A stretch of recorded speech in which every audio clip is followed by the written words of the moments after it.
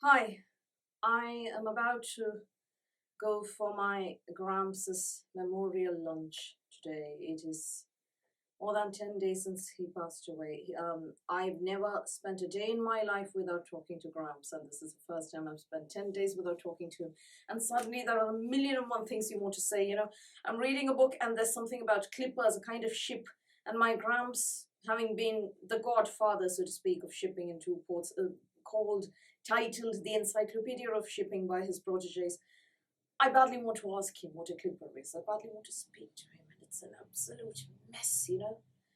For those who haven't read my community page updates, unfortunately, my Gramps passed away on the 9th of July. The prostate cancer had spread right up to here. He died of lung failure in the end because there was mass in the lungs, fluid in the lungs. It was a rather. The good thing was that he slipped into a coma on the morning of in the wee hours of the 9th and did not know any pain. He did unfortunately have 3 or 4 episodes of respiratory distress where he did unfortunately experience a great deal of discomfort those days.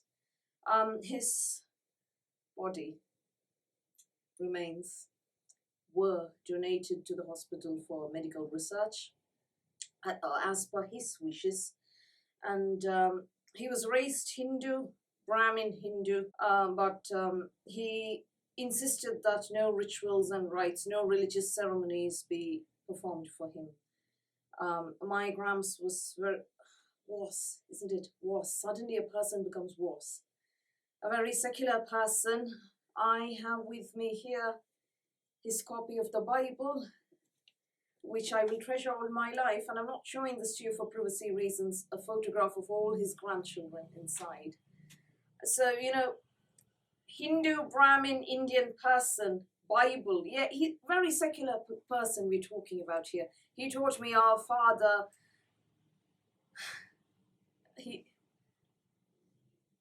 Anyway, when he said no rituals, the thing is, I know I sound a bit more animated than I did in my previous video. Possibly because, my grief, my bereavement, my personal pain has been mixed with a great deal of anger and frustration because, the extended family, his nephews and things, insist on religious ceremonies, and sending the soul to heaven and all. The thing is, that's fine. You believe what you want to believe. I perfectly respect everybody's beliefs. But you have to respect my Gramps' wishes, because body autonomy matters. If I don't want you to touch me, that's, lack of consent, people. Consent matters. And my Gramps did not want anything done for him, right? Religious rituals wise. And that wasn't respected, unfortunately. I feel like my Gramps has been practically raped by the extended family's nephews and things, and that's disgusting me so much. So, in addition to all this, that happens when people don't respect what happens. It's a grief and family drama. The thing, a bit about, Gramps. Gramps was very ahead of his time in many ways, and he himself was racially abused. There was colorism in his family, even from his own mother. His mother used to go on and on, you're very dark skinned, and whom have you taken after, and all that, so because of that, he never really ever looked at a person's skin color nor gender. Everybody, was wanting sons. He wanted daughters, he got daughters. He wanted only granddaughters, he got only granddaughters. Yeah, that is my Gramps in his youth, really.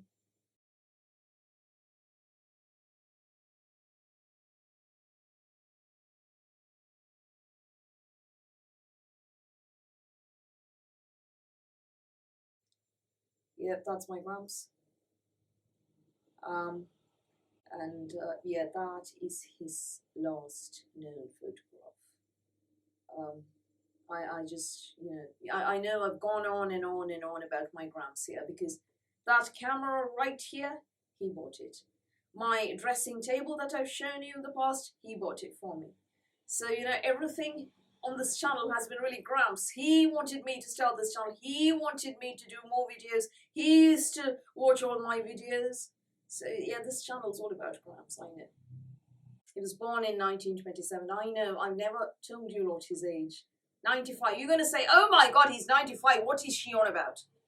But let me ask you a question. Is the time with those we adore, is the time with those we love ever enough for us? Or will we always, always want more? I'm not one of those people who can just, walk on and say, he lived a good life. He's lived to a ripe old age. This is it. I just can't do that because I miss the bloke. I've never spent one day in my life without talking to him. I badly want to sit down and, discuss a million and one things suddenly, including, British politics. So what am I doing these days? I'm mooching around, stress eating, binged on chocolate a couple of days ago. Not because I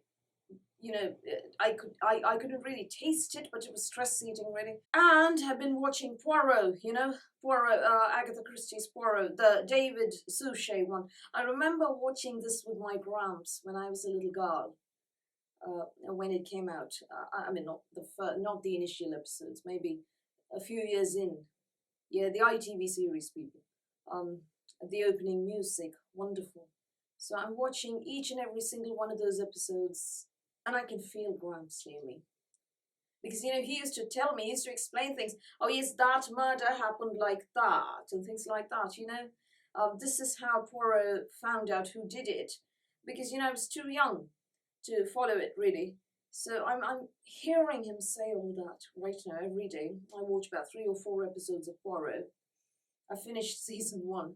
And I'm hearing Gramps right next to me. Anyway, so Gramps grew up in a little village where 31 people went to the Great War and 1 did not come back.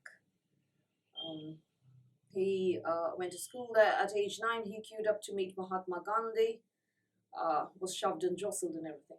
Then he joined the Indian independence movement, the freedom struggle, and his father clipped him on the ears for it.